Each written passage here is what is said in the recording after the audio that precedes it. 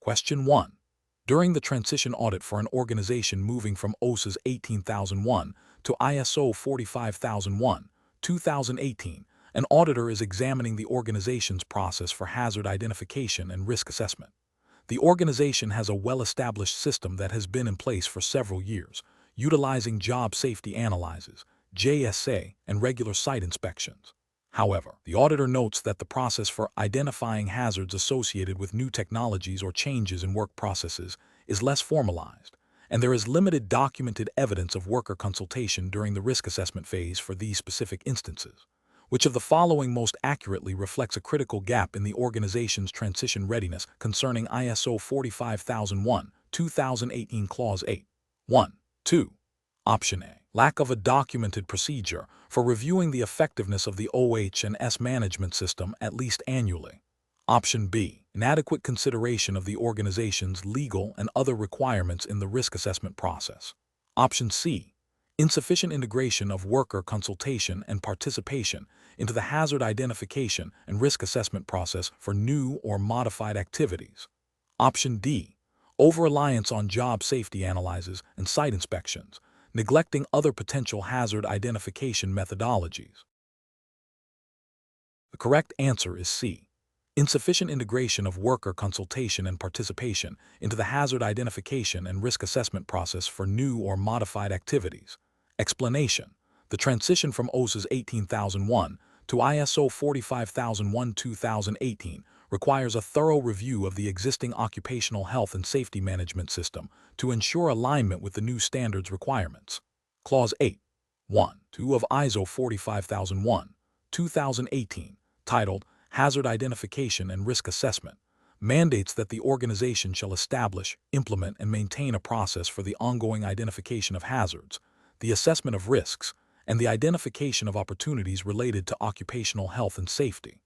This process must consider not only existing hazards, but also those that may arise from new or changed activities, products, or services. When transitioning, the organization must evaluate how its current hazard identification and risk assessment methodologies, including the tools and techniques used, e.g., HAZUP, FME, JSA, address the broader scope and proactive elements introduced by ISO 45001 2018, such as the consideration of worker participation and consultation, and the integration of OH&S with other business processes. Furthermore, the standard emphasizes the need to consider external factors and the context of the organization, which might not have been as explicitly addressed in the previous OSA's 18001 system.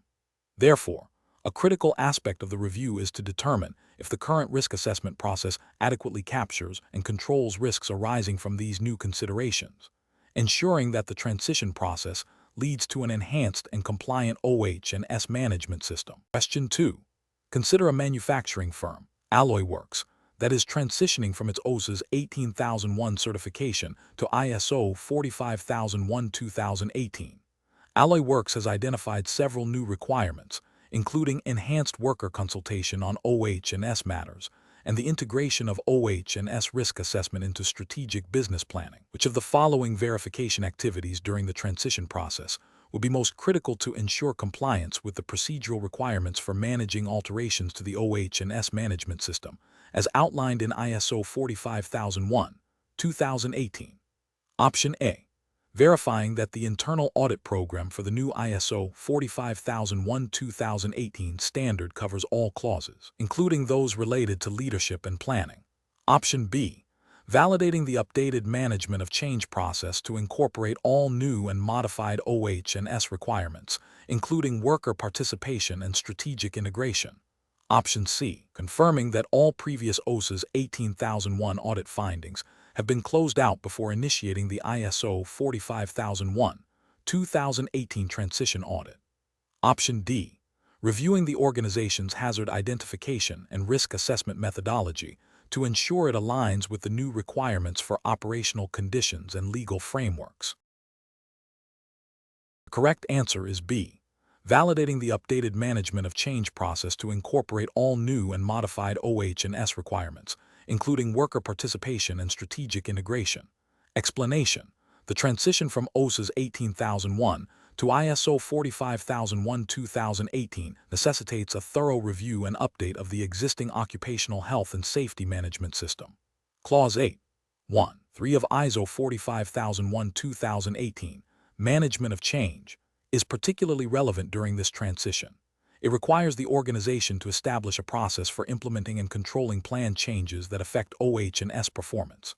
This includes changes to legal and other requirements, operational conditions, existing controls, knowledge and information about hazards and risks, and the development of new products, services, or processes. When verifying the transition, an organization must ensure that its change management process adequately addresses the integration of new requirements from ISO 45001-2018, such as the enhanced focus on worker participation and consultation, the strengthened emphasis on leadership commitment, and the integration of OH&S into the organization's strategic planning. This involves not just updating documentation, but also ensuring that the operational implementation of these changes is effective, and that the competence of personnel involved in managing changes is verified.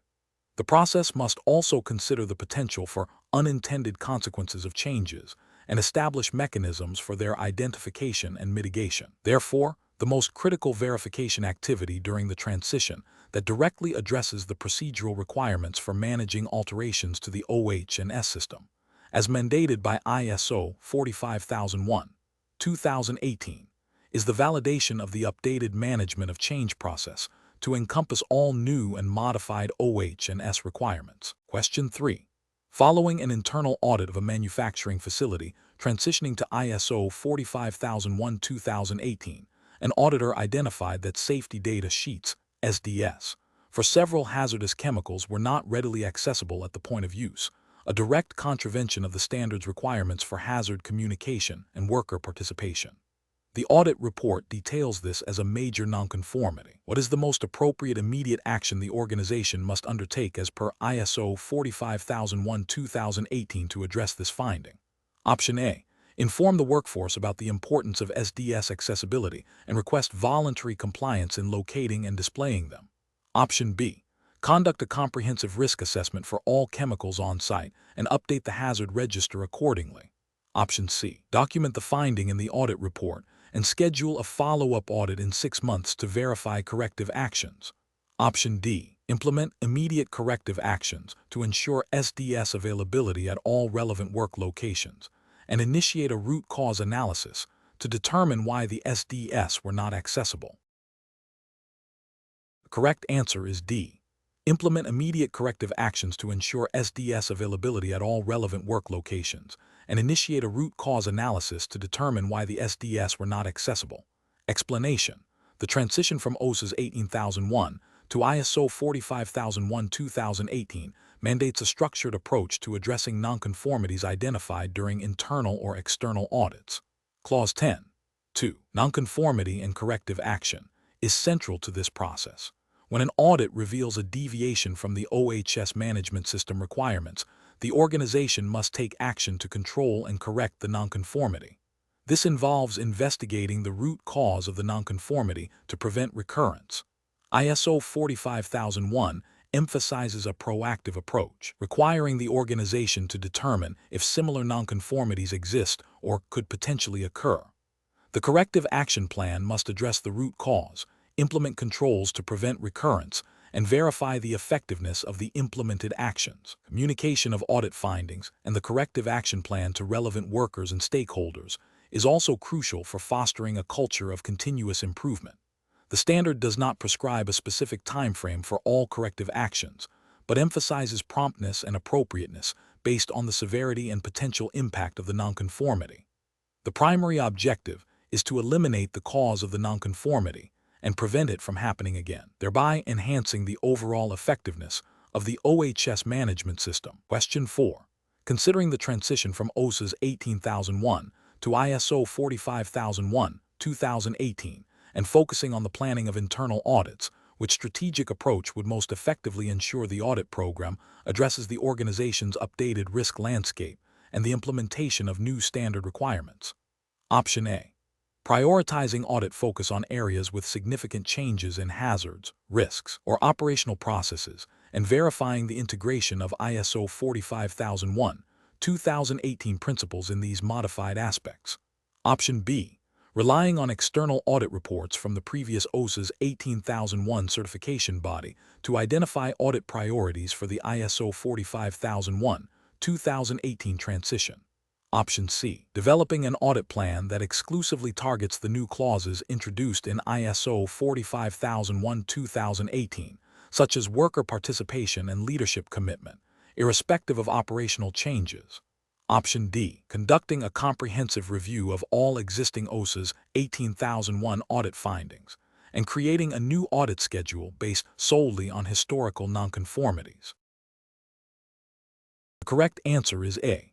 Prioritizing audit focus on areas with significant changes in hazards, risks, or operational processes, and verifying the integration of ISO 45001-2018 principles in these modified aspects. Explanation. The transition from OSA's 18001 to ISO 45001-2018 mandates a thorough review and update of existing occupational health and safety management systems. A critical component of this transition, particularly concerning the planning and execution of internal audits, involves ensuring the audit program aligns with the new standards requirements and the organization's evolving risks and opportunities. ISO 45001-2018 Clause 8. 1. Concerning operational planning and control and Clause 9. 2. Concerning internal audit provide the framework. When planning internal audits during a transition, an organization must consider the effectiveness of controls for newly identified hazards and risks, the integration of ISO 45001-2018 requirements into existing processes, and the competence of auditors to assess these new elements. The audit plan should reflect the organization's current operational context, including changes in processes, technology, and legal requirements that have occurred since the last OSA's 18001 audit. This includes evaluating the effectiveness of the hazard identification and risk assessment processes as per Clause 6. 1. 2. The implementation of controls for managing risks and opportunities as per Clause 8. 1. And the performance of the OHS management system against the new standards requirements. Therefore, the most effective approach to planning internal audits during this transition is to prioritize areas with significant changes in hazards, risks, or operational processes, ensuring the audit program directly addresses the effectiveness of controls for these modified or new aspects, and verifying the integration of ISO 45001-2018 principles throughout the system. This strategic focus ensures that the audits provide valuable insights into the robustness of the transition system and identify areas for further improvement in line with the standard's objectives. Question 5.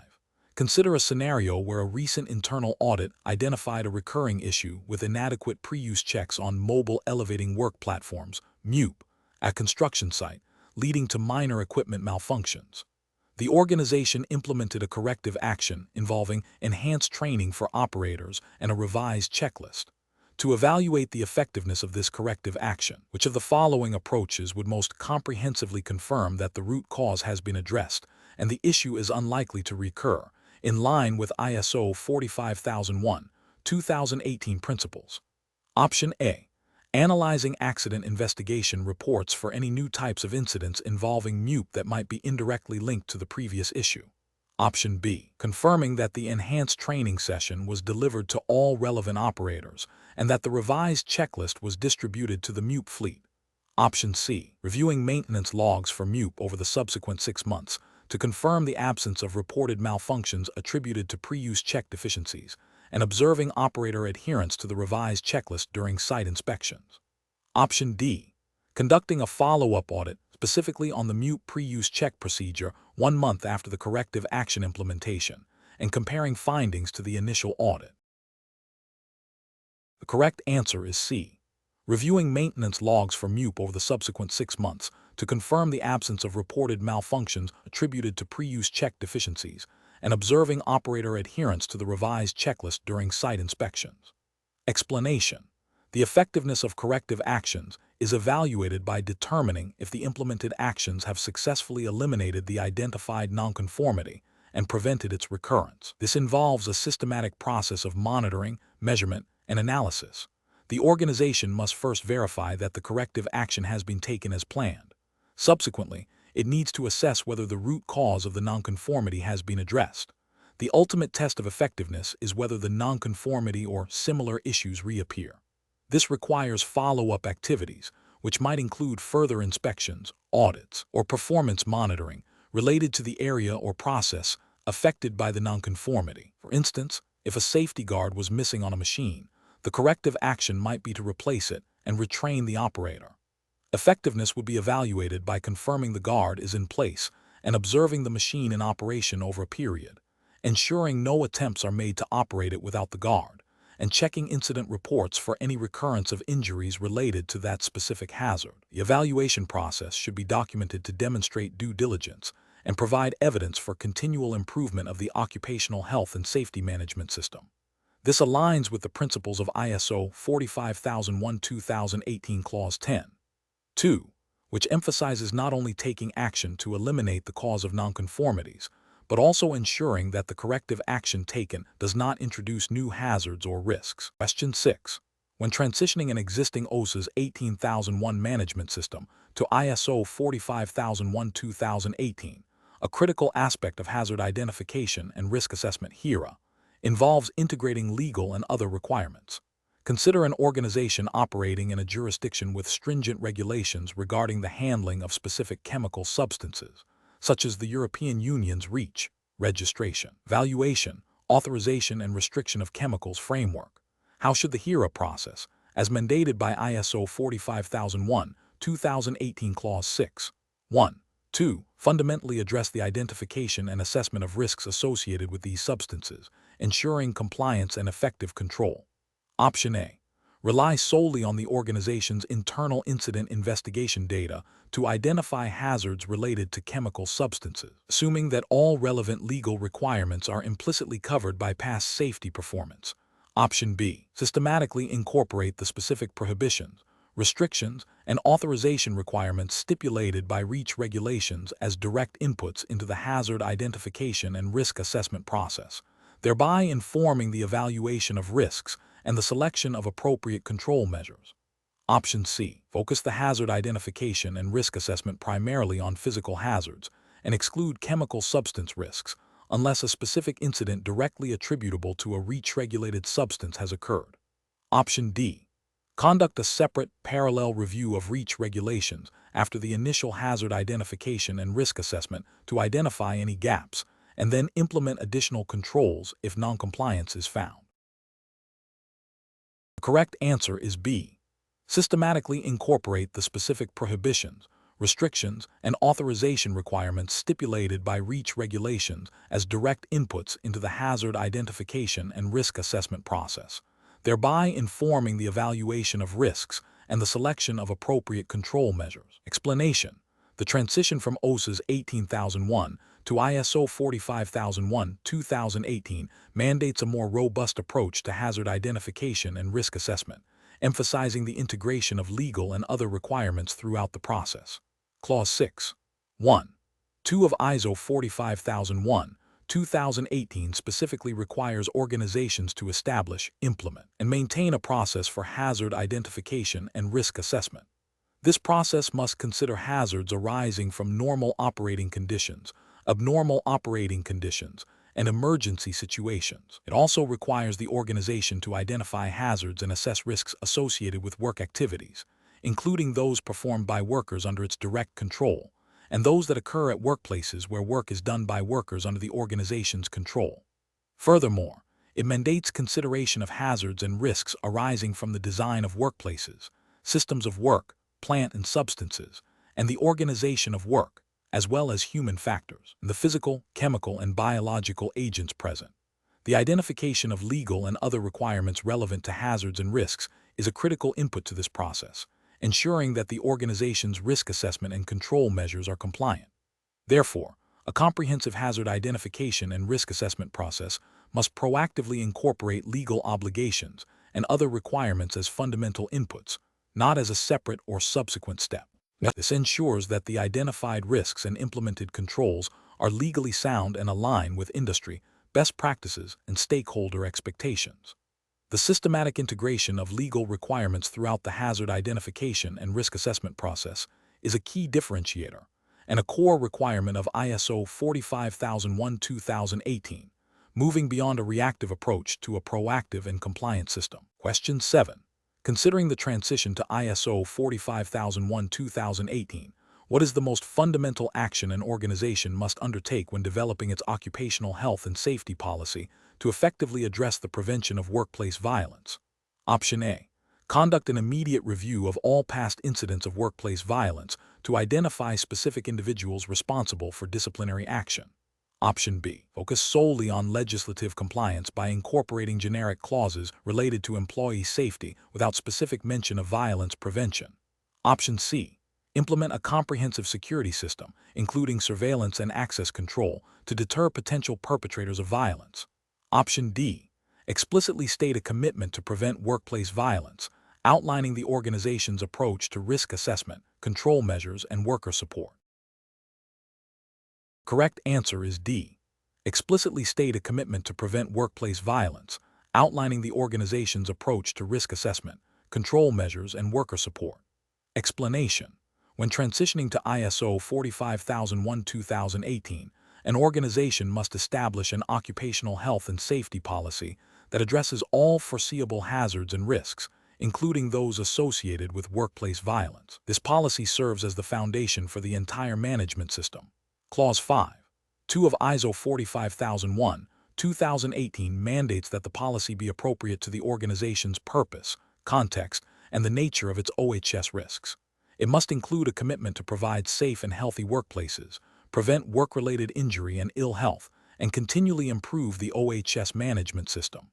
To prevent workplace violence, the policy should explicitly state the organization's zero-tolerance stance, its commitment to risk assessment and control measures, and the provision of training and support for workers. Furthermore, it needs to be communicated and made available to all relevant parties. The policy's effectiveness is enhanced by its integration with other organizational policies and procedures, such as those for employee conduct, grievance handling, and security.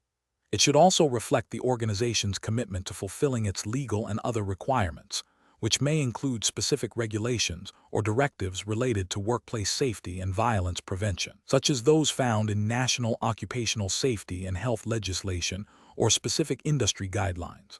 The policy's development involves consultation with workers and their representatives, as required by Clause 5. 4. Ensuring that it reflects the practical realities and concerns of the workforce. Question 8.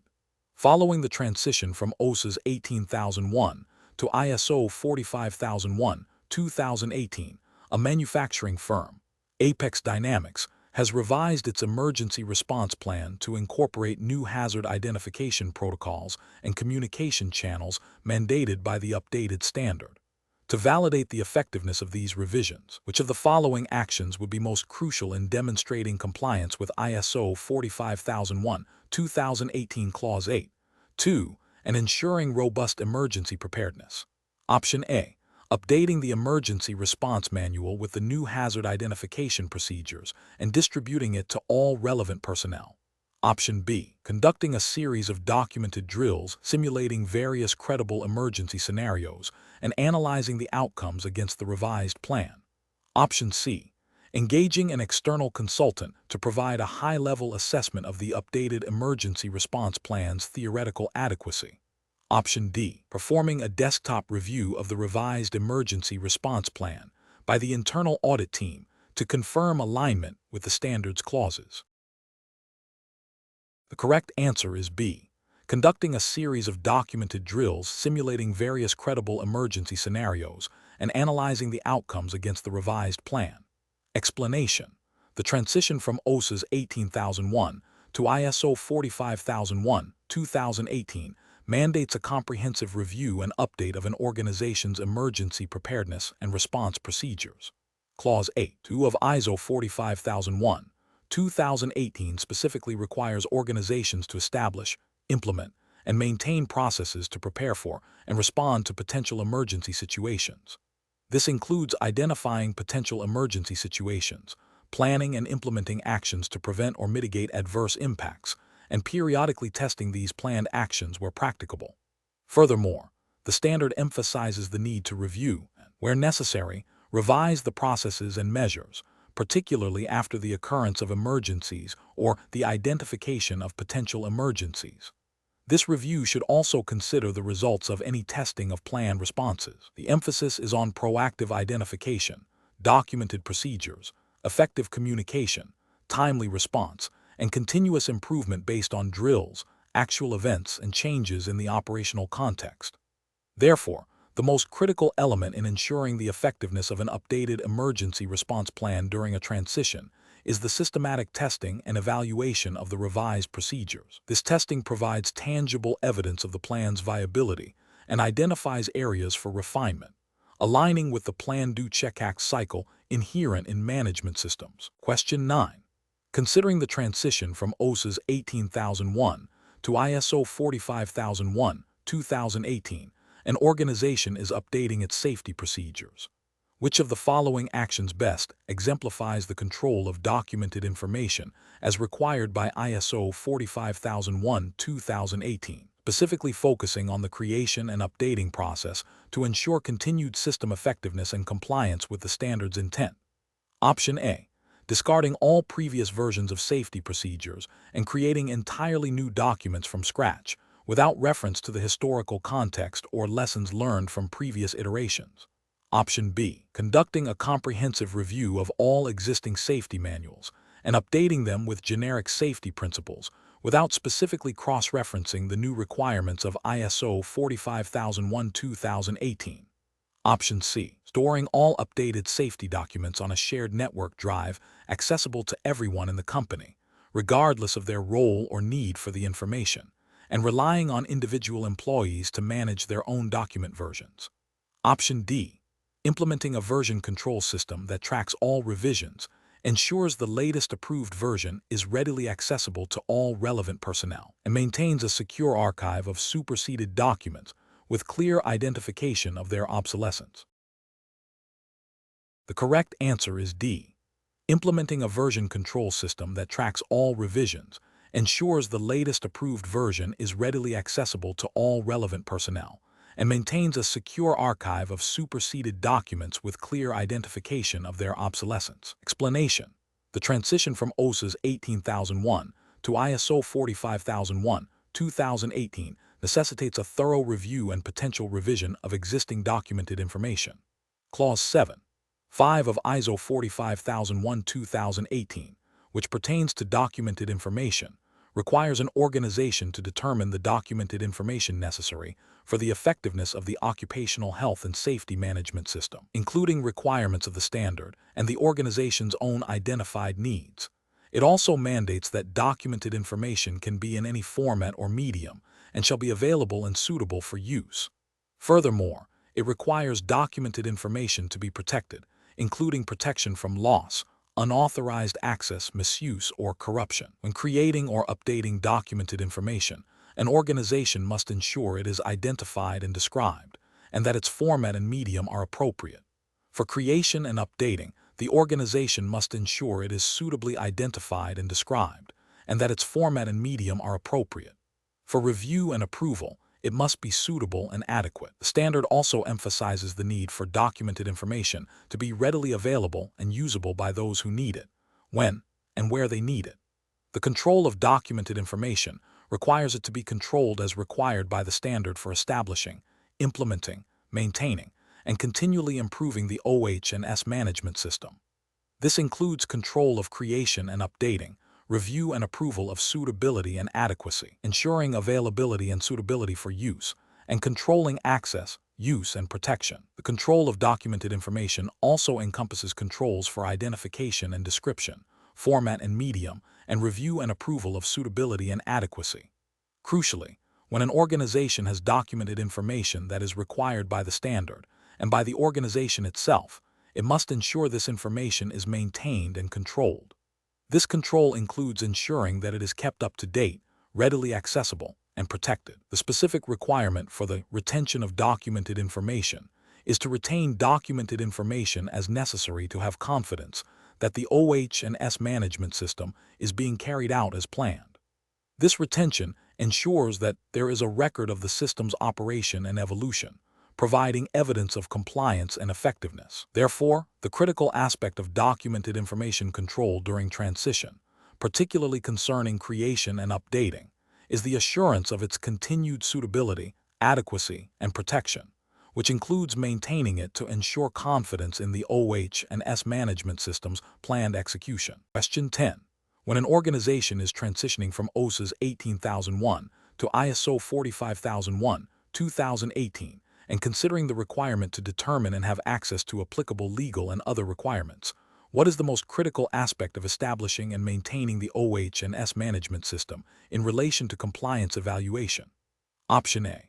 Focusing solely on national health and safety legislation, as this forms the primary legal basis for occupational health and safety management.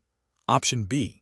Creating a comprehensive historical archive of all past legal requirements, regardless of their current applicability, to demonstrate due diligence. Option C. Appointing a single compliance officer responsible for all legal and other requirement matters, with minimal involvement from operational departments. Option D. Implementing a dynamic process for identifying, evaluating, and regularly updating all relevant legal and other obligations, and integrating these into operational controls and risk assessments. Correct answer is D. Implementing a dynamic process for identifying, evaluating, and regularly updating all relevant legal and other obligations, and integrating these into operational controls and risk assessments. Explanation. The transition from OSHA's 18001 to ISO 45001 2018 requires a comprehensive evaluation of an organization's compliance with legal and other requirements. Clause 6.1.3 of ISO 45001 specifically addresses this, mandating that organizations determine and have access to the legal and other requirements applicable to their hazards, OH and S management system, and products/services. Furthermore, the standard requires these requirements to be taken into account when establishing, implementing, maintaining, and continually improving the OH and S management system. To effectively transition and maintain compliance, an organization must establish a robust process for identifying, evaluating, and updating applicable legal and other requirements. This involves understanding the scope of the OH and S management system, identifying all relevant legislative frameworks, e.g., National Health and Safety Acts, environmental protection laws, specific industry regulations like those pertaining to hazardous substances or machinery safety, and considering other obligations such as voluntary codes of practice, industry standards, agreements with employees or their representatives, and commitments from parent organizations. The process of evaluating compliance is not a one-time event but an ongoing activity.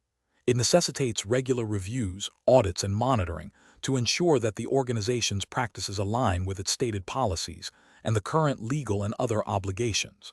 The effectiveness of this evaluation is crucial for preventing noncompliance, which can lead to penalties, reputational damage, and increased risks to workers' health and safety. The transition process should therefore focus on embedding this systematic approach to compliance evaluation into the organization's culture and operational procedures, ensuring that the OH and S management system remains relevant and effective in meeting both statutory and organizational objectives. The key is to integrate this compliance assessment as a fundamental part of the management system's lifecycle, not as a separate, isolated activity. Question 11. Consider the transition of a manufacturing firm from OSHA's 18001 to ISO 45001 2018. The organization has identified a significant opportunity to improve worker well-being by implementing a comprehensive ergonomic assessment program for all workstations. This program aims to proactively reduce the risk of musculoskeletal disorders. Which of the following actions best demonstrates the integration of this opportunity into the OHS management system in accordance with ISO 45001, 2018 requirements for addressing risks and opportunities? Option A. Documenting the opportunity in the OHS management system manual without making any changes to existing operational procedures or training programs. Option B. Developing and implementing revised standard operating procedures for workstation setup, incorporating the findings of the ergonomic assessments, and updating training materials for relevant personnel. Option C. Conducting a one-time awareness session for all employees about the importance of ergonomics and the potential risks of poor workstation setup. Option D. Creating a separate, standalone project plan for the ergonomic assessment program that operates independently of the core OHS management system processes. The correct answer is B. Developing and implementing revised standard operating procedures for workstation setup, incorporating the findings of the ergonomic assessments, and updating training materials for relevant personnel. Explanation. The transition from OSHA's 18001 to ISO 45001-2018 mandates a proactive approach to managing occupational health and safety, OSHA risks and opportunities. Clause 6. 1. One of ISO 45001-2018 requires organizations to determine the risks and opportunities related to their OHS management system that need to be addressed to provide assurance that the OHS management system can achieve its intended outcome. This involves considering the context of the organization, its interested parties, and its OH&S aspects. The identified risks and opportunities must then be the basis for planning actions to address them. These actions are integrated into the OHS management system processes. For instance, a risk might be the potential for a new chemical used in production to cause respiratory issues, leading to the opportunity to implement enhanced ventilation and personal protective equipment, PPE, training. Conversely, an opportunity could be leveraging new ergonomic assessment tools to reduce musculoskeletal disorders, which also addresses the risk of worker injury. The key is that these actions are not merely reactive, but are planned and integrated to improve OHS performance and prevent harm. Therefore, the most effective approach to addressing risks and opportunities during the transition is to embed the identification and planning of actions directly into the OHS management system's operational processes and strategic planning. This ensures that the OHS management system is dynamic and responsive to changing circumstances and emerging hazards. Question 12. Considering the principles of ISO 45001-2018, which of the following actions would most effectively cultivate a culture of continual improvement in occupational health and safety within an organization that has recently transitioned from OSHA's 18001? Option A. Establishing a dedicated OHS Innovation Committee composed of senior management and OHS specialists to proactively identify and implement forward-thinking OHS enhancements based on emerging trends and best practices. Option B. Mandating quarterly refresher training sessions on basic OHS procedures for all employees, focusing on compliance with existing legal requirements. Option C. Conducting annual external audits of the OHS management system to ensure compliance with the standard, without actively soliciting employee input for improvement initiatives. Option D. Implementing a suggestion box system for employees to submit OHS concerns, with a policy of responding to suggestions only if they relate to immediate safety hazards. The correct answer is A. Establishing a dedicated OHS Innovation Committee composed of senior management and OHS specialists to proactively identify and implement forward-thinking OHS enhancements based on emerging trends and best practices. Explanation. The transition to ISO 45001-2018 from OSHA's 18001 necessitates a fundamental shift in how an organization approaches occupational health and safety OHS. A core element of this transition and the subsequent maintenance of the management system is fostering a culture of continual improvement. This involves embedding a proactive mindset where all personnel are encouraged to identify opportunities for enhancing OHS performance. Such a culture is not merely about reacting to incidents or nonconformities, but actively seeking ways to prevent them and to elevate the overall effectiveness of the OHS management system. Key to this is the integration of OHS considerations into all organizational processes and decision-making, rather than treating it as a separate compliance function. This requires strong leadership commitment, effective worker participation, and a robust system for capturing, analyzing, and acting upon feedback, suggestions, and performance data. The Plan-Do-Check Act (PDCA) cycle, a fundamental principle in ISO management systems, provides a structured framework for this continuous improvement. Specifically, the check and act phases are crucial for learning from performance monitoring and internal audits, and then implementing corrective and preventive actions to drive progress. This iterative process ensures that the OHS management system remains relevant, effective, and progressively better at protecting workers and preventing work-related injury and ill health. The organization must establish processes for evaluating the suitability, adequacy, and effectiveness of the OHS management system, using data from various sources including incident investigations, audits, and performance indicators to identify areas for enhancement. Question 13. A manufacturing firm, in the process of transitioning its OSHA's 18001 system to ISO 45001-2018, identifies a recurring issue where inadequate communication of new hazard control measures for a specific chemical process leads to near-miss incidents. This nonconformity was discovered during an internal audit conducted as part of the Transition Readiness Assessment, specifically examining the effectiveness of Clause 7.4 Communication and Clause 8.1.3 Hierarchy of Controls Implementation. What is the most appropriate corrective action for the organization to take to address this nonconformity, ensuring its prevention and reinforcing the OH&S management system's integrity during and after the transition? Option A. Document the near-miss incidents and the identified communication gap in the Transition Project Risk Register without implementing immediate corrective actions, deferring them to the post-transition system review. Option B. Conduct a one-time training session for all employees on the importance of hazard communication and the hierarchy of controls, as outlined in ISO 45001-2018. Option C. Implement a revised communication protocol for hazard control measures, including mandatory sign-off by all affected personnel upon receipt of information, and a follow-up verification process to confirm understanding and application of controls. Option D. Update the hazard register with the chemical process information and rely on the existing general communication channels to disseminate the revised control measures. The correct answer is C. Implement a revised communication protocol for hazard control measures, including mandatory sign-off by all affected personnel upon receipt of information, and a follow-up verification process to confirm understanding and application of controls. Explanation. The transition from OSHA's 18001 to ISO 45001-2018 necessitates a thorough review and update of existing occupational health and safety management systems. When a nonconformity is identified during this transition, particularly one that arises from the implementation of new requirements or the adaptation of existing processes to align with ISO 45001-2018 clauses like 8.1.2 Hazard Identification and Risk Assessment, or 8.2 Management of Change, the organization must take appropriate corrective actions. These actions are designed not just to fix the immediate issue, but also to prevent its recurrence. This involves understanding the root cause of the nonconformity, which is a fundamental principle of ISO 45001. The process for corrective action is outlined in Clause 10.2.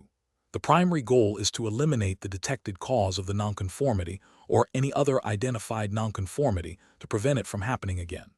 This requires a systematic approach that includes investigating the nonconformity, determining its causes, evaluating the need for action to ensure that the nonconformity does not recur, implementing the action, reviewing the effectiveness of the action taken, and updating risks and opportunities as necessary. The organization must retain documented information of the nature of the nonconformities and any subsequent actions taken, the results of any such actions, and the timeliness of those actions. The prompt focuses on the appropriate response to a nonconformity discovered during the transition process itself, implying that the system might not yet be fully aligned or that the transition activities have revealed gaps. Therefore, the most effective corrective action would be one that directly addresses the root cause and reinforces the newly implemented or adapted processes to ensure compliance and effectiveness of the OH&S management system. Question 14. Following a comprehensive internal audit during the transition from OSHA's 18001 to ISO 45001-2018, a significant nonconformity was identified regarding inadequate emergency preparedness in a newly established manufacturing unit.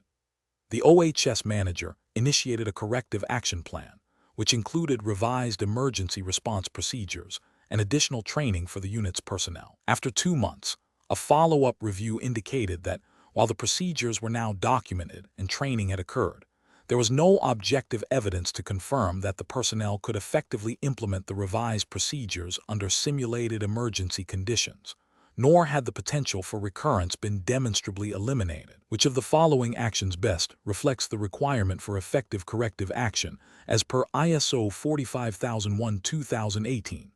Option A. Initiate a new hazard identification process for the manufacturing unit, assuming the initial nonconformity was a symptom of broader systemic issues. Option B. Document the implementation of the revised procedures and training records as sufficient evidence of corrective action completion. Option C.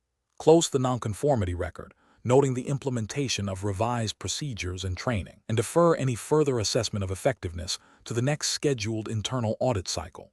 Option D. Conduct a simulated emergency drill at the manufacturing unit to assess personnel competency in executing the revised procedures and gather data on response times and effectiveness. The correct answer is D. Conduct a simulated emergency drill at the manufacturing unit to assess personnel competency in executing the revised procedures and gather data on response times and effectiveness. Explanation. The transition from OSHA's 18001 to ISO 45001-2018 necessitates a thorough review and update of existing occupational health and safety management systems. When implementing corrective actions following an incident or nonconformity identified during this transition, the focus shifts from simply rectifying the immediate problem to understanding and addressing the root cause to prevent recurrence. ISO 45001-2018, Clause 10. 2. Improvement specifically addresses nonconformity and corrective action. It requires the organization to react to the nonconformity, evaluate the need for action to eliminate its causes so that it does not recur, and implement any action needed. Crucially, it also mandates reviewing the effectiveness of any corrective action taken. This review is essential to ensure that the implemented action has indeed addressed the root cause and has not introduced new hazards or problems. Therefore, verifying the effectiveness of the corrective action is a critical step in the process, ensuring the continual improvement of the OHS management system and alignment with the standards requirements. This process is iterative, and if the initial corrective action proves ineffective, further investigation and action are required. Question 15. A manufacturing firm transitioning from OSHA's 18001 to ISO 45001-2018 is reviewing its OH&S performance monitoring strategy. They currently track lost time injury frequency rate, LTIFR, and the number of reported near misses. To align with the new standard's emphasis on proactive and comprehensive performance evaluation, which of the following additions to their monitoring program would best demonstrate a robust understanding of OH&S management system effectiveness and contribute to continuous improvement? Option A. Recording the total hours of overtime worked by employees and the number of safety posters displayed throughout the facility. Option B. Tracking the cost of workers' compensation claims and the frequency of safety audits conducted by external bodies. Option C. Monitoring the percentage of planned safety inspections completed and the number of worker participation hours in OH&S committee meetings. Option D. Measuring the average response time to reported safety hazards and the number of safety training sessions delivered annually. The correct answer is C. Monitoring the percentage of planned safety inspections completed and the number of worker participation hours in OH&S committee meetings. Explanation. The transition from OSHA's 18001 to ISO 45001-2018 mandates a shift in how organizations approach performance evaluation. ISO 45001-2018, specifically in Clause 9. 1. 2. Requires organizations to determine what needs to be monitored and measured, the methods for monitoring, measurement, analysis, and evaluation, and when the monitoring and measurement should be performed and by whom. It also emphasizes the need to evaluate the performance and the effectiveness of the OH&S management system. This involves not only tracking lagging indicators like injury rates, but also leading indicators that predict future performance. The standard requires the organization to retain documented information as evidence of the results of monitoring and measurement. The focus is on understanding the effectiveness of controls, compliance with legal requirements, and the overall achievement of OH&S objectives. Therefore, selecting appropriate metrics that reflect both the effectiveness of implemented controls and progress towards OH&S objectives is crucial. The organization must also consider the reliability and validity of the data collected to ensure accurate analysis and informed decision-making for continuous improvement. This proactive approach to performance monitoring, encompassing both operational controls and strategic objectives, is a cornerstone of the ISO 45001-2018 framework. Question 16. A manufacturing firm transitioning from OSHA's 18001 to ISO 45001-2018 is revising its procedure for determining and evaluating worker competence. The company has historically relied on attendance records for mandatory safety training as the primary evidence of competence. Considering the requirements of ISO 45001-2018, which approach to evaluating competence would best demonstrate adherence to the standard's emphasis on demonstrable OH&S performance improvement. Option A. Developing a mentorship program where experienced workers provide informal guidance to newer employees, with the expectation that competence is achieved through observation and practice without formal evaluation. Option B. Expanding the number of mandatory training modules to cover a broader range of potential hazards, with updated attendance logs as the sole evaluation metric. Option C. Requiring all employees to pass a comprehensive written examination covering all aspects of the OH&S management system annually, regardless of their role or exposure to specific hazards. Option D. Implementing a system that assesses the practical application of learned safety procedures and their impact on reducing workplace incidents, supplemented by documented training records. Correct answer is D. Implementing a system that assesses the practical application of learned safety procedures and their impact on reducing workplace incidents, supplemented by documented training records. Explanation. The transition from OSHA's 18001 to ISO 45001-2018 necessitates a thorough review and update of existing occupational health and safety management system processes. Key area impacted is the determination and evaluation of competence. ISO 45001-2018, Clause 7. 2. Mandates that an organization shall determine the necessary competence for persons doing work under its control that affects its OH&S performance. It also requires the organization to ensure these persons are competent, based on appropriate education, training, or experience. Furthermore, the organization must retain documented information as evidence of competence. When evaluating the effectiveness of training or other actions taken to acquire competence, the organization must consider the results of the evaluation. This evaluation should not solely rely on the completion of training courses, but should also assess the actual application of the acquired knowledge and skills in the workplace, leading to improved OH&S performance. Therefore, assessing the impact of training on actual job performance and OH&S outcomes is the most comprehensive method to ensure and demonstrate competence as per the standard's intent. Question 17.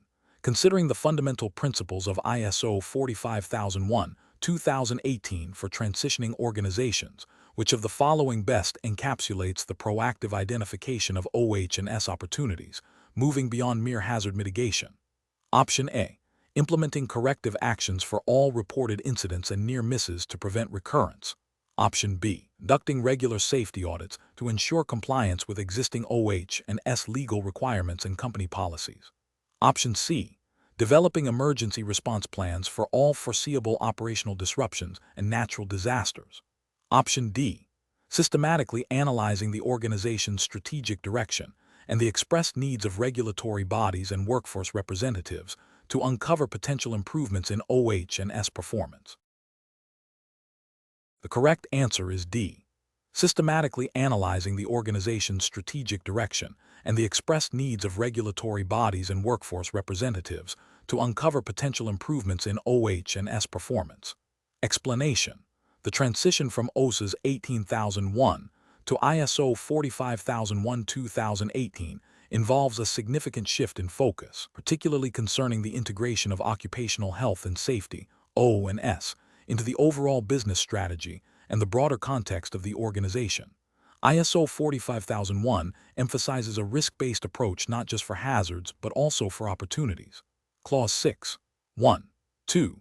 Hazard identification and risk assessment of OH&S risks requires organizations to identify OH&S hazards, assess OH&S risks, and determine OH&S opportunities. This extends beyond merely reactive measures to proactive identification of conditions that could lead to improved OH&S performance. The context of the organization, Clause 4. 1. And needs and expectations of interested parties, Clause 4. 2. Are foundational elements that inform the entire OH&S management system, including the identification of opportunities. Therefore, understanding the organizational context and the expectations of relevant stakeholders is crucial for identifying OH&S opportunities, which are not simply the absence of hazards but potential improvements in OH&S performance and the achievement of OH&S objectives. This proactive stance is a key differentiator from previous standards. Question 18. When transitioning an existing OHS management system to ISO 45001-2018, an organization encounters a series of minor injuries and near misses related to manual handling tasks, which were previously managed under OSA's 18001. The OHS manager is tasked with updating the incident investigation procedure to align with the new standards requirements. Considering the intent of ISO 45001-2018 to drive continual improvement and address systemic weaknesses, which of the following best describes the core focus of the updated investigation process for these recurring incidents? Option A. Documenting each individual incident with detailed descriptions of the immediate cause and the injured party's actions to satisfy regulatory reporting requirements. Option B. Systematically identifying the underlying organizational factors contributing to the manual handling issues, such as ergonomic risk assessments, worker training effectiveness, and workload management, to implement targeted preventive actions. Option C. Conducting a thorough review of the OSA's 18001 incident investigation records to ensure consistency with the new standards reporting format. Option D. Prioritizing investigations based solely on the severity of the injury, focusing resources on the most serious events and deferring less severe incidents until all major accidents are resolved. The correct answer is B. Systematically identifying the underlying organizational factors contributing to the manual handling issues, such as ergonomic risk assessments, worker training effectiveness, and workload management, to implement targeted preventive actions. Explanation: the transition from OSA's 18001 to ISO 45001-2018 mandates a comprehensive review and enhancement of existing occupational health and safety management systems. A critical aspect of this transition involves the methodology for investigating incidents. ISO 45001-2018, specifically in Clause 8. 2. Emergency preparedness and response, and Clause 10. 2. Incident investigation and reporting, emphasizes a proactive and systematic approach. The standard requires organizations to establish a process for investigating incidents and nonconformities, determining their causes, and taking corrective actions to prevent recurrence. This process must go beyond merely identifying immediate causes to uncovering underlying systemic issues, such as inadequate risk assessments, insufficient training, or flawed work procedures. The aim is to learn from incidents and near misses to continually improve the OHS management system. Therefore, an effective incident investigation process under ISO 45001-2018 should focus on identifying root causes, evaluating the effectiveness of existing controls, and implementing sustainable corrective and preventive actions, all while ensuring compliance with relevant national legislation and regulations that may mandate specific reporting or investigation procedures. The investigation should also consider the context of the incident within the broader organizational OHS performance and objectives. Question 19. When transitioning an occupational health and safety management system from OSA's 18001 to ISO 45001-2018, and considering the enhanced focus on worker well-being and preventive measures, what is the most crucial element in ensuring effective provision of health services to personnel, particularly in a diverse workforce with varying exposure profiles to ergonomic and psychosocial hazards? Option A. Outsourcing all occupational health services to a third-party provider that offers a broad spectrum of medical specialties, regardless of specific workplace hazards. Option B. Implementing a comprehensive first aid training program for all employees, ensuring immediate response capabilities for all foreseeable workplace incidents. Option C. Developing a communication strategy solely focused on emergency contact information for local hospitals and clinics. Option D. Establishing a documented process for health surveillance, aligned with identified OH and S risks, and ensuring access to competent occupational health professionals for preventive and rehabilitative care. Correct answer is D. Establishing a documented process for health surveillance, aligned with identified OH and S risks, and ensuring access to competent occupational health professionals for preventive and rehabilitative care. Explanation: the transition from OSHA's 18001 to ISO 45001-2018 mandates a more proactive approach to occupational health and safety, particularly concerning the provision of health services. ISO 45001-2018 Clause 4 requires an organization to determine and provide the necessary resources to establish, implement, maintain, and continually improve its OH and S management system. Clause 7.1.3 specifically addresses competence, awareness, and communication, emphasizing that the organization shall ensure that persons under its control are aware of significant OH and S risks and their contribution to the effectiveness of the OH and S management system, including the benefits of improved OH and S performance. Furthermore, Clause 7.2 on health surveillance requires the organization to establish, implement, and maintain a process for health surveillance of workers, where applicable, based on the results of the OH and S risk assessment and the results of the health surveillance process. This health surveillance should be aimed at preventing occupational diseases and work-related ill health and should be conducted by a competent occupational health professional. The organization must also ensure that workers have access to appropriate health services, which includes not only emergency care, but also preventive and rehabilitative services relevant to the identified OH and S risks. This access must be documented and communicated.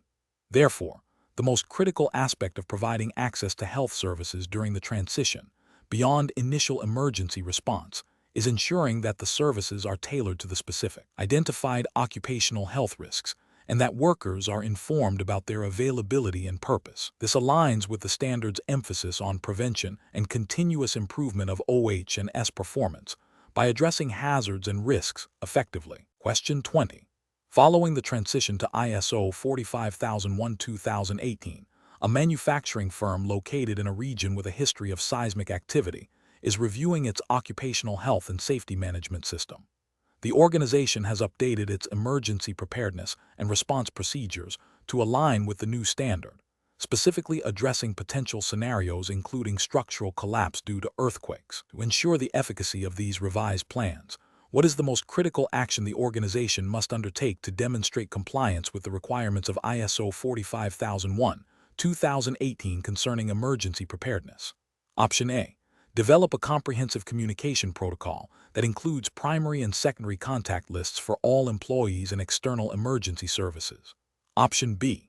Conduct regular, documented drills and exercises simulating earthquake-related emergencies and analyze their outcomes to identify and implement corrective actions.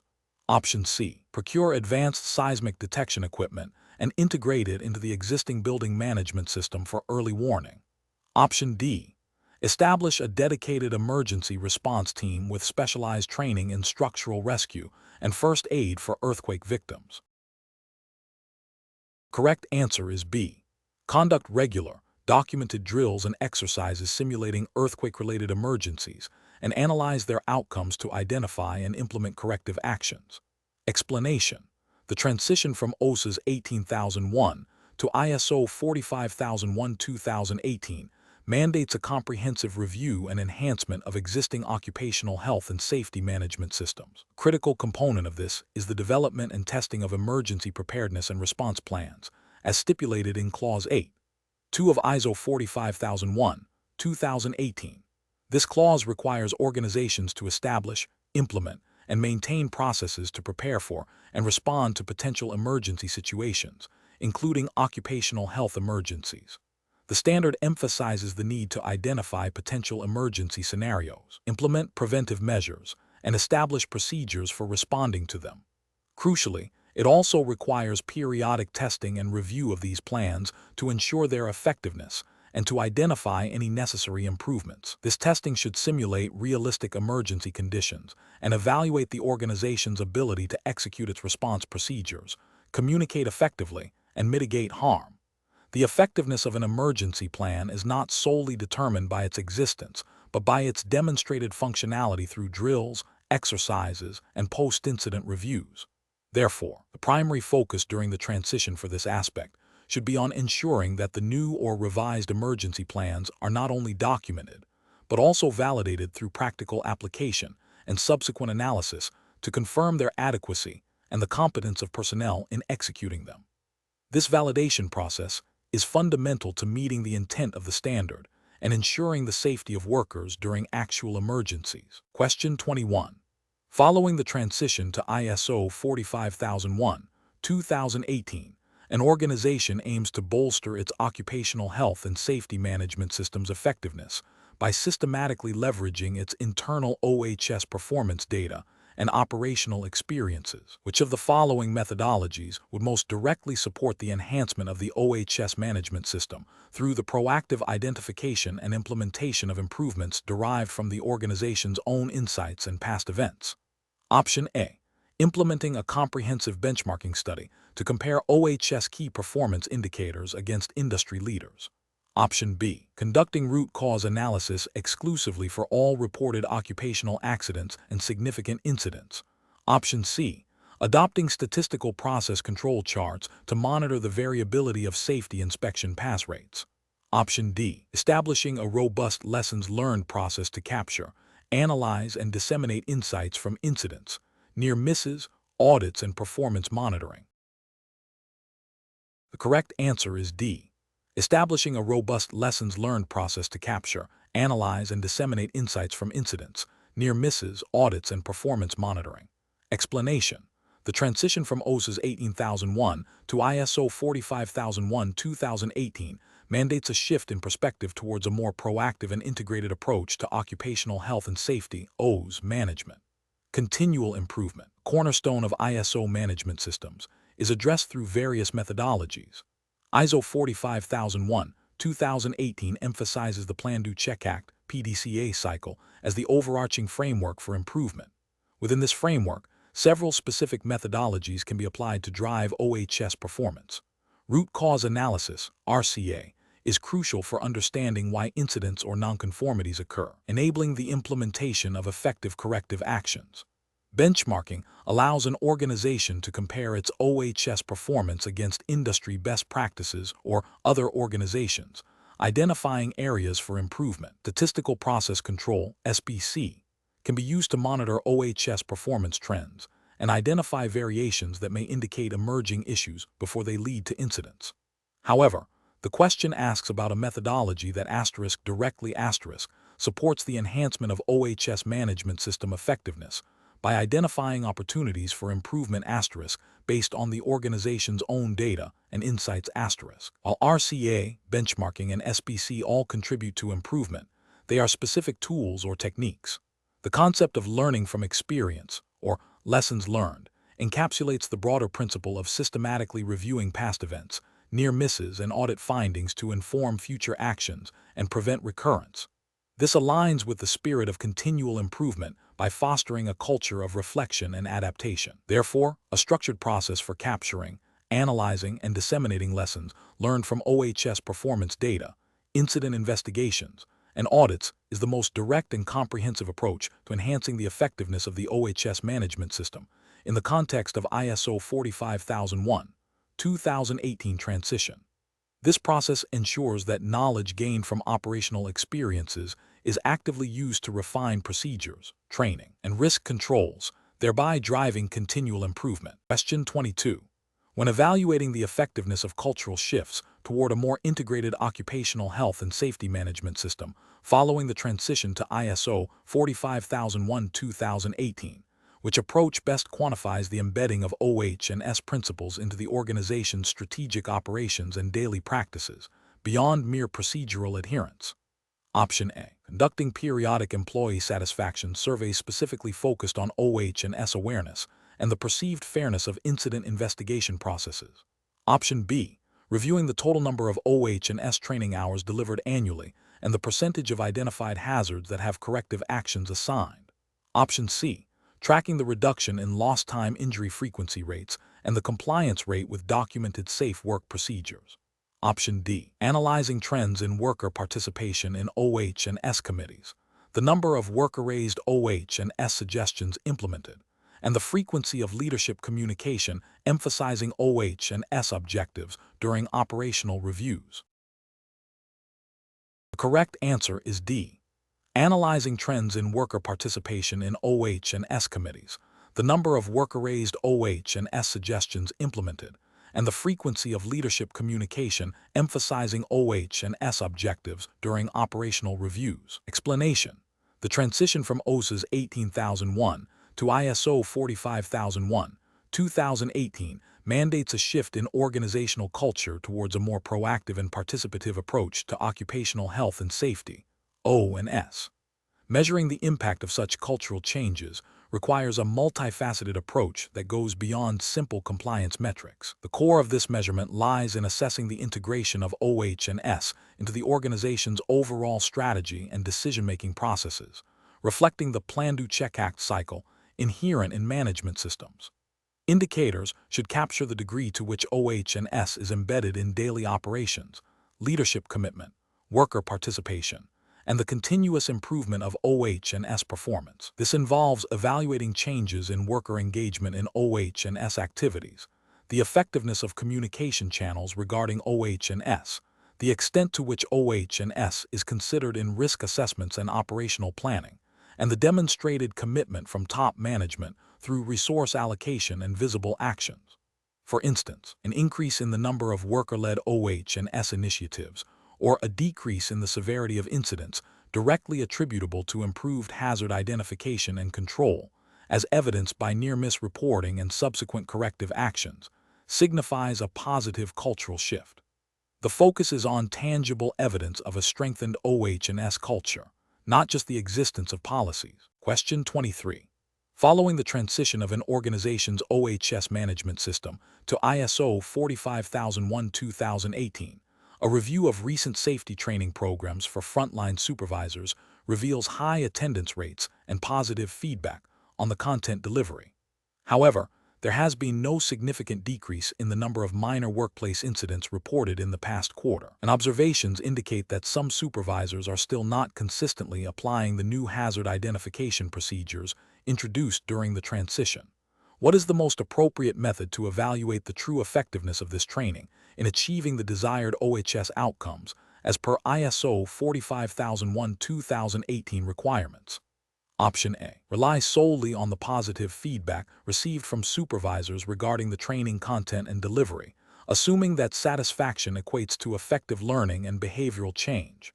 Option B. Increase the frequency of training sessions for supervisors, focusing on reinforcing the same content, assuming that repetition will eventually lead to better application.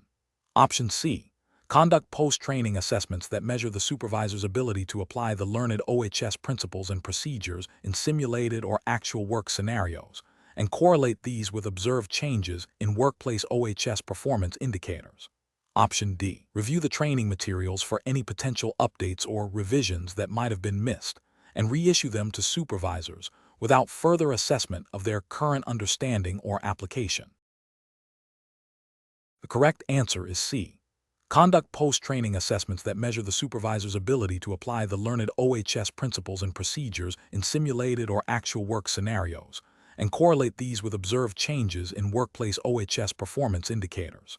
Explanation: the effectiveness of occupational health and safety, OHS training, particularly during a transition to ISO 45001-2018, is not solely measured by attendance or immediate knowledge recall. ISO 45001 emphasizes the integration of OHS into all organizational processes and the demonstration of improved OHS performance. Clause 7.2. Competence requires organizations to determine the necessary competence for individuals affecting OHS performance, ensure these individuals are competent based on education, training, or experience, and take actions to acquire the necessary competence. Clause 7.3. Awareness mandates that persons are aware of the OHS policy, relevant OHS objectives, their contribution to the effectiveness of the OHS management system, and the implications of not conforming to OHS management system requirements. Evaluating training effectiveness, therefore, requires looking beyond simple participation. It involves assessing the actual application of learned knowledge and skills in the workplace, leading to observable changes in behavior, and ultimately, contributing to the reduction of OHS risks and improved OHS outcomes. This includes evaluating whether workers understand their roles and responsibilities in the new OHS management system, can identify hazards relevant to their tasks under the new framework, and actively participate in OHS processes such as risk assessments or incident investigations. The ultimate measure of effectiveness is the sustained positive impact on OHS performance, such as a reduction in the frequency or severity of workplace incidents, or an increase in the reporting of near misses, indicating a more proactive safety culture. This aligns with the Plan, Do, Check, Act cycle inherent in management systems. Question 24. When an organization transitions from OSHA's 18001 to ISO 45001, 2018, what is the most critical consideration regarding the management of legal and other requirements to ensure ongoing compliance and system effectiveness?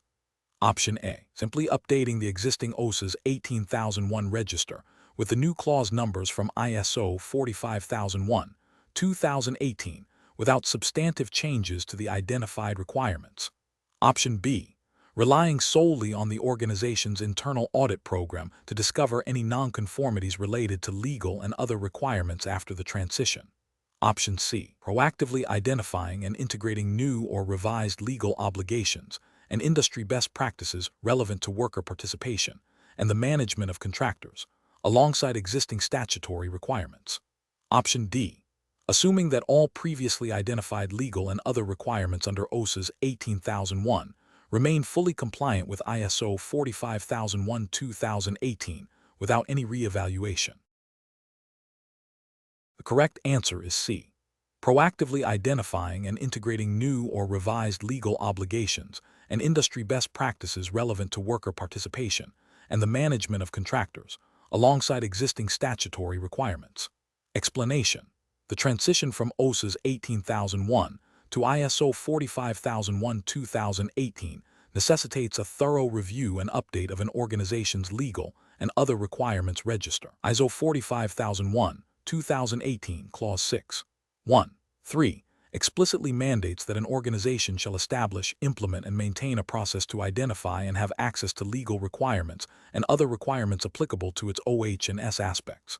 This includes not only national legislation such as the Health and Safety at Work, etc., Act 1974 in the UK, or OSHA regulations in the US, but also industry-specific standards, voluntary codes of practice, and agreements with stakeholders. During the transition, an organization must ensure that its existing register reflects the new requirements introduced by ISO 45001, particularly concerning the enhanced emphasis on worker participation and consultation, the management of contractors and outsourced activities, and the integration of OH&S into the organization's overall business strategy. The process should also consider how these requirements are communicated and made available to relevant personnel.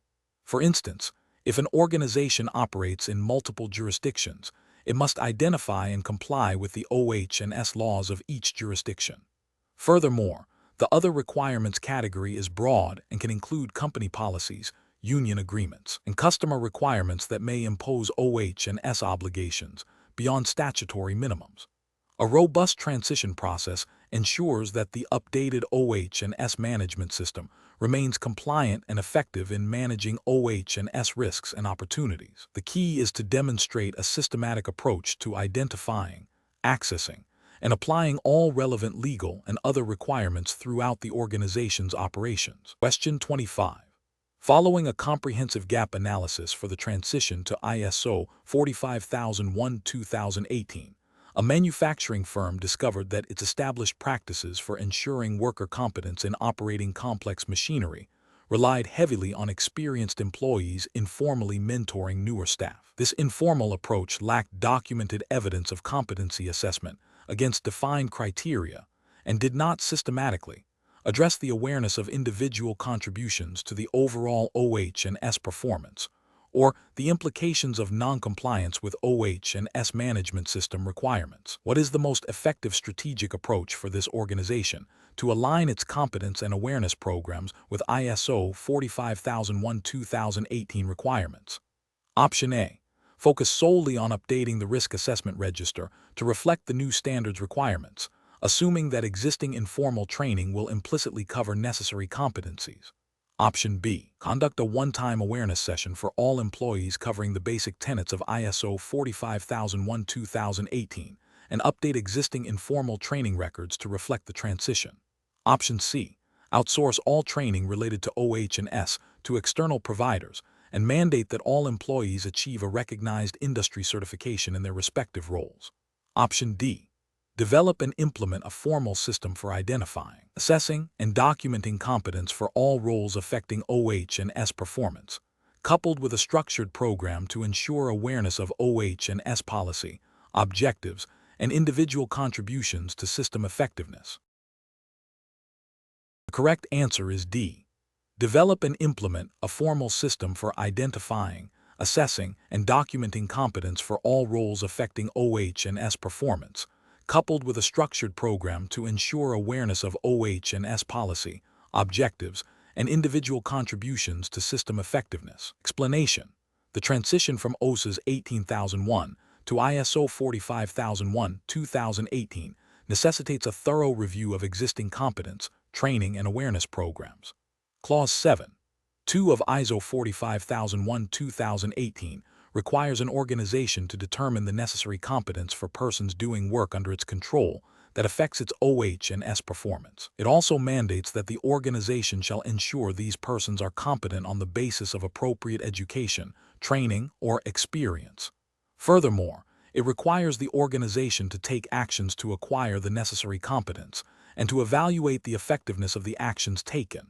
Awareness, Clause 7.3, is equally critical, requiring that persons doing work under the organization's control are aware of the OH&S policy, relevant OH&S objectives, their contribution to the effectiveness of the OH&S management system, including the benefits of improved OH&S performance, and the implications of not conforming with the OH&S management system requirements. When considering a scenario where an organization has historically relied solely on on-the-job mentoring for specific high-risk tasks, this approach may not adequately address the systematic requirements for documented competence evaluation and the establishment of a clear baseline for training needs assessment, as mandated by ISO 45001-2018. The standard emphasizes a proactive and evidence-based approach to competence, moving beyond informal methods to ensure individuals not only possess the skills, but also that this competence is demonstrably maintained and understood in the context of the OH&S management system's effectiveness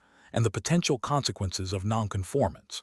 Therefore, the most appropriate action is to establish a formal process for assessing competence against defined criteria and to provide targeted training where gaps are identified, ensuring that awareness of OH&S policy and objectives is also systematically addressed. Question 26.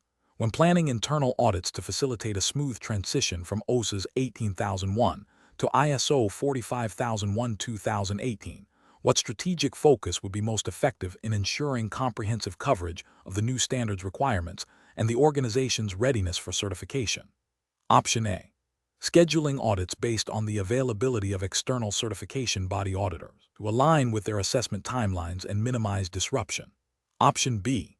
Prioritizing audit activities on clauses introducing new or significantly revised requirements, such as enhanced worker participation, organizational context integration, and a more explicit risk-based approach, alongside core operational controls.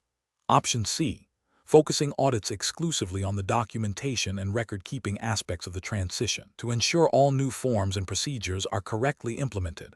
Option D. Conducting audits solely on the operational control clauses of ISO 45001-2018, assuming that existing OSHA's 18001 controls are sufficient for the new standard. The correct answer is B. Prioritizing audit activities on clauses introducing new or significantly revised requirements, such as enhanced worker participation, organizational context integration, and a more explicit risk-based approach, alongside core operational controls. Explanation: the transition from OSHA's 18001 to ISO 45001-2018 necessitates a comprehensive review of existing occupational health and safety management systems, Internal audits are a critical component of this transition, ensuring the system conforms to the new standards requirements and is effectively implemented and maintained. When planning internal audits for the transition, organizations must consider the specific clauses of ISO 45001, 2018 that represent significant changes or new requirements compared to OSA's 18001. These include, but are not limited to, the context of the organization, Clause 4, leadership and worker participation, Clause 5, planning for risks and opportunities, Clause 6, and performance evaluation, including compliance obligations, Clause 9. The audit plan should prioritize areas where the organization's existing practices might not fully align with the new standard, or where new requirements have been introduced. For instance, the enhanced emphasis on worker participation and consultation, the integration of OH&S into the organization's overall strategy, and the requirement for a more robust risk-based approach to managing OH&S throughout its life cycle are all key areas that would warrant focused audit attention during a transition. Therefore, an audit plan that strategically targets these evolving aspects of the management system, alongside the core operational controls, will be most effective in verifying readiness for ISO 45001, 2018 certification. Question 27. A manufacturing firm transitioning from OSA's 18001 to ISO 45001, 2018, identified that its shop floor personnel were hesitant to report near misses and voice concerns about machine guarding due to a perceived lack of understanding of the new OHS management system's requirements and a fear of being blamed for production delays. What is the most effective strategic approach to remove these obstacles to worker participation as mandated by ISO 45001, 2018, Clause 5? 4. Option A.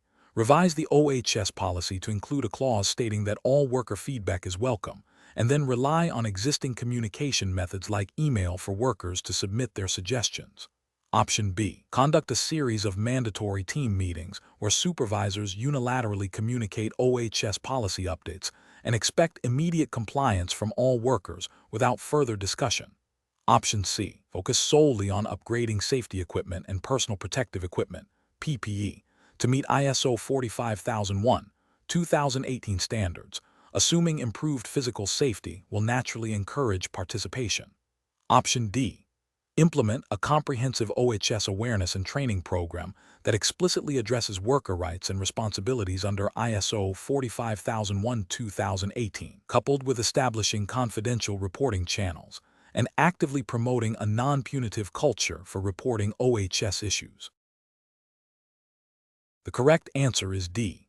Implement a comprehensive OHS awareness and training program that explicitly addresses worker rights and responsibilities under ISO 45001, 2018, coupled with establishing confidential reporting channels and actively promoting a non-punitive culture for reporting OHS issues. Explanation. The transition from OSA's 18001 to ISO 45001, 2018 mandates a proactive approach to worker participation and consultation.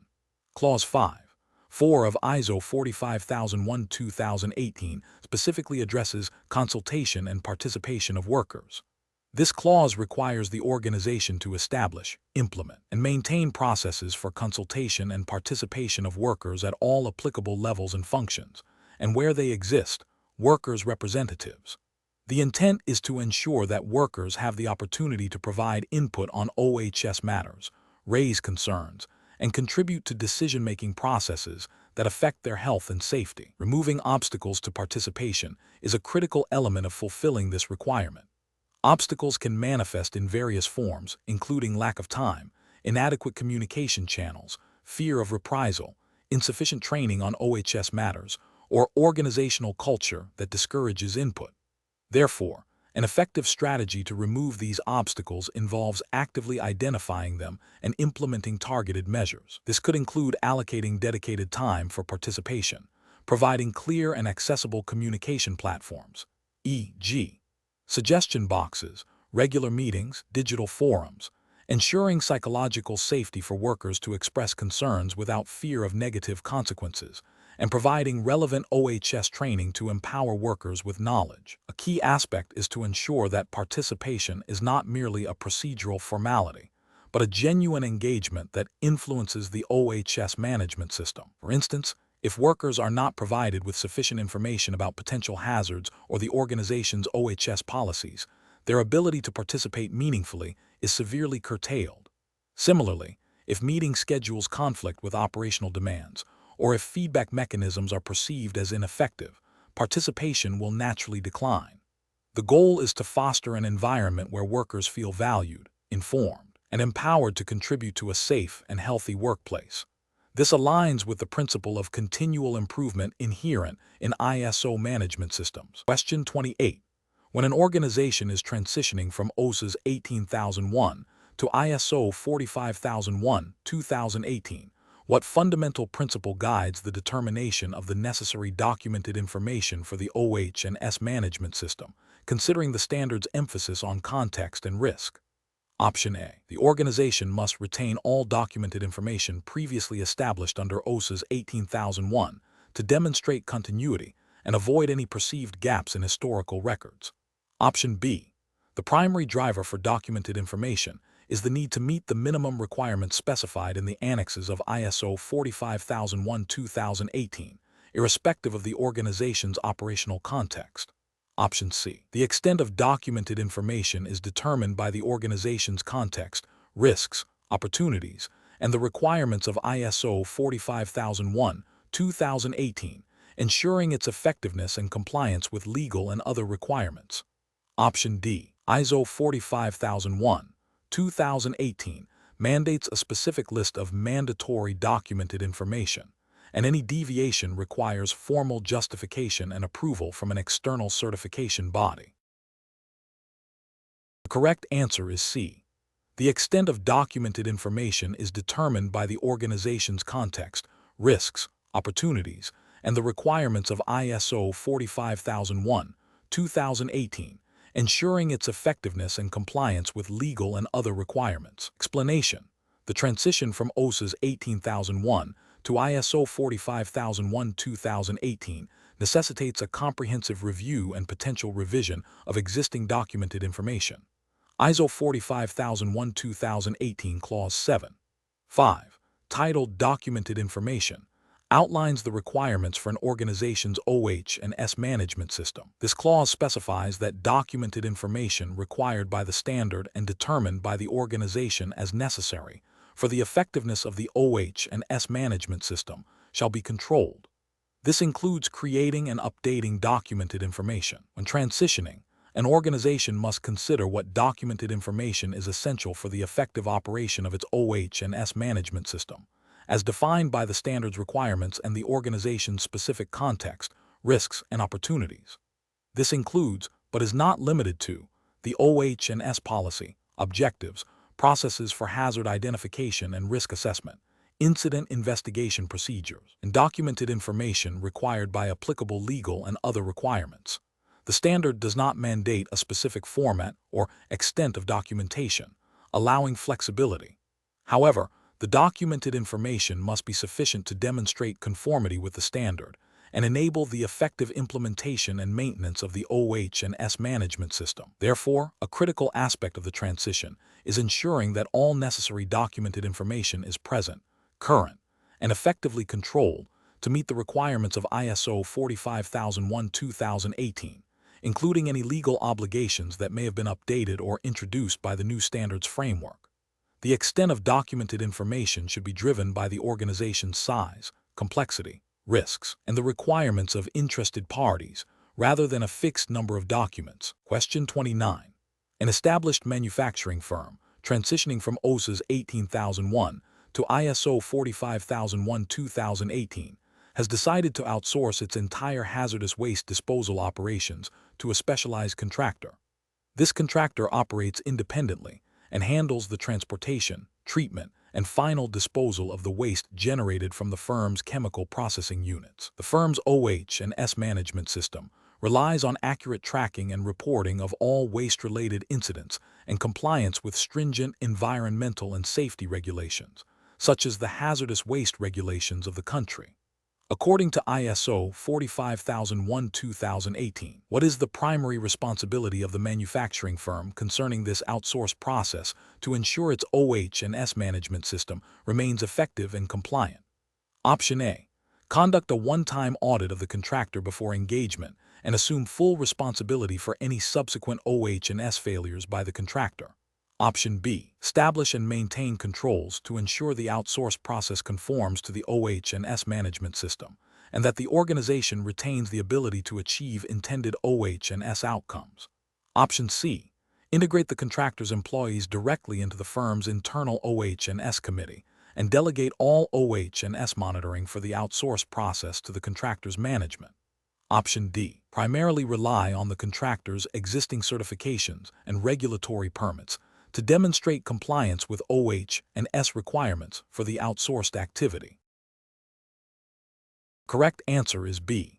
Establish and maintain controls to ensure the outsourced process conforms to the OH&S management system and that the organization retains the ability to achieve intended OH&S outcomes. Explanation. The transition from OSHA's 18001 to ISO 45001-2018 requires organizations to integrate new requirements, including a stronger emphasis on worker participation and consultation, and a more robust approach to managing risks and opportunities. When an organization outsources a process that is crucial to the functioning of its OH&S management system, such as the provision of specialized safety training or the operation of a high-risk manufacturing component, it must ensure that the outsourced provider's activities are controlled to achieve the intended OH&S outcomes. ISO 45001-2018, Clause 8. 1.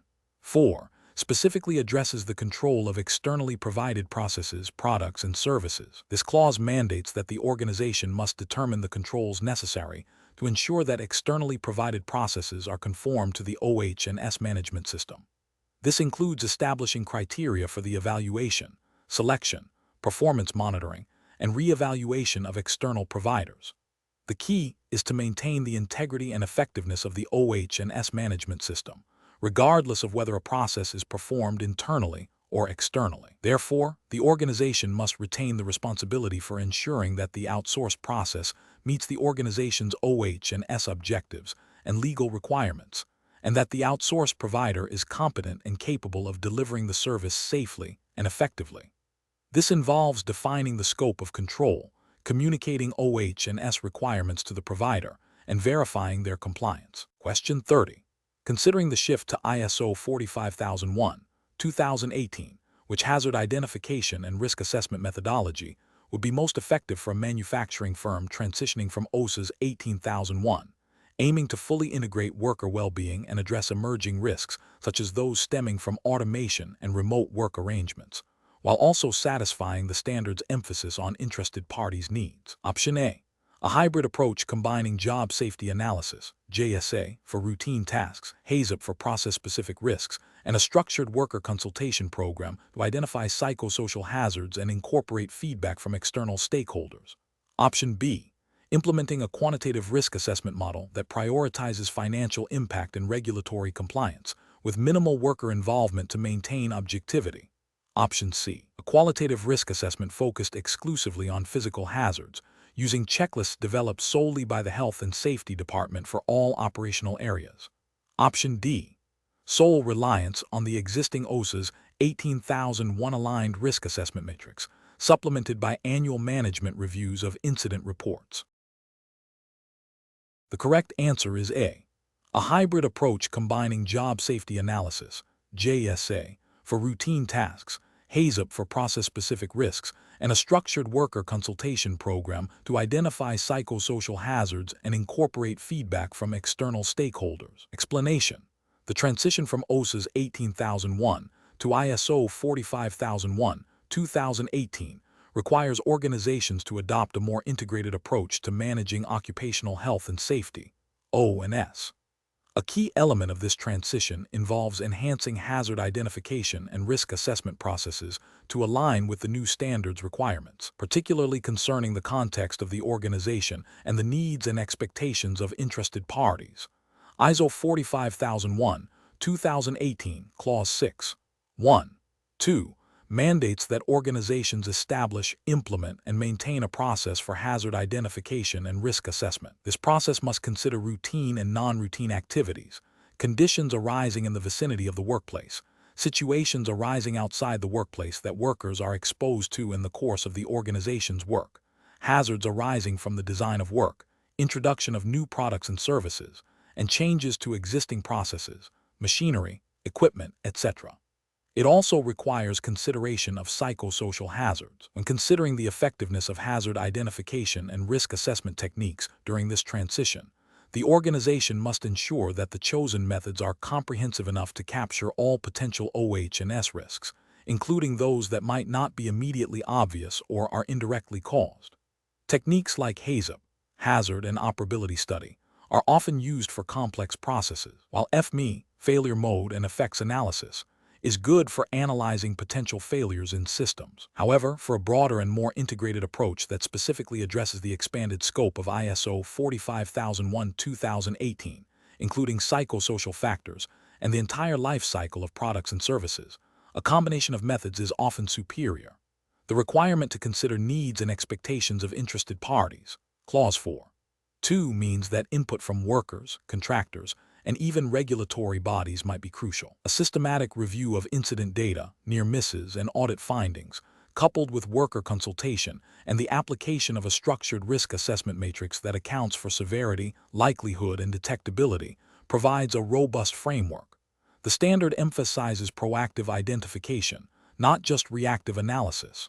Therefore, a method that encourages forward thinking and incorporates diverse perspectives is most aligned with the spirit and requirements of ISO 45001-2018. The question asks which approach is most effective for hazard identification and risk assessment during the transition to ISO 45001-2018, considering the standard's emphasis on a holistic view and interested parties.